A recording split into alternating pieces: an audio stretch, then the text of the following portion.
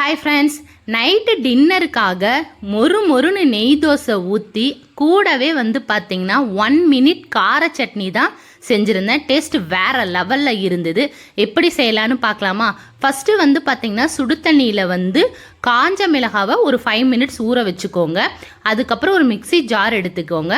Cut பண்ணி வச்சுருக்கிற தக்காளி, பூண்டு, ஊற வச்சிருக்கிற காஞ்ச மிளகாவையும் போட்டுட்டு கொஞ்சமாக கல்லுப்பு போட்டுக்கலாம். ஃபஸ்ட்டு இதை ஒன்றும் பாதியமாக அரைச்சிக்கிட்டு கொஞ்சமாக தண்ணி ஊற்றிக்கோங்க. நான் காஞ்ச மிளகாய் ஊற வச்ச தண்ணியவே ஊற்றிட்டு நல்லா நைஸாக அரைச்சி எடுத்து வச்சுருக்கேன். இப்போ தாளிப்பு ரெடி பண்ணிக்கலாம்.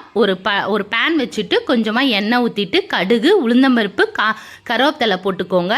இது நல்லா பொரிஞ்சு வந்ததுக்கப்புறம் நம்ம அரைச்சி வச்சுருக்கிற சட்னியில் ஊற்றிக்கலாம். இதுக்கு பார்த்திங்கன்னா மொறுன்னு நெய் தோசை தான் ஊற்ற போகிறோம். நம்ம ஹோம்மேடாக ரெடி பண்ணி சேல் பண்ணிகிட்ருக்கிற நெய்யை வச்சு தான் செய்ய போகிறோம். பார்த்திங்கன்னா நெய் நல்லா க்ரீமியாக இருக்குது.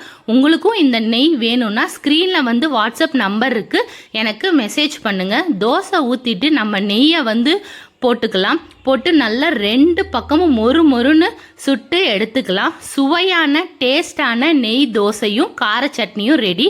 நம்ம வீடியோவை சப்ஸ்கிரைப் பண்ணிவிட்டு பாருங்கள்.